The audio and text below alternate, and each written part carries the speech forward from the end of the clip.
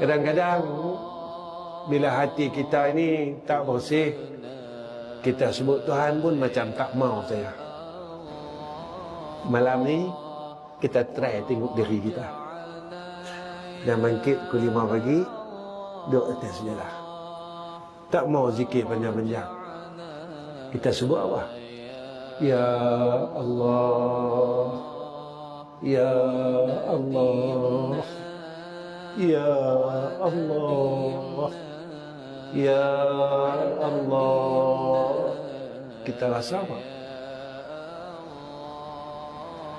Kalau kita tak rasa apa, kita mengantuk, kita rasa tak selesa, yang itulah diri kita.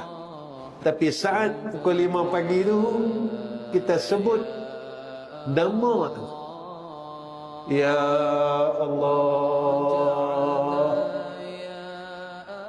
boleh tak ampunkan dosa aku? Ya Allah, boleh tak jadikan aku orang baik?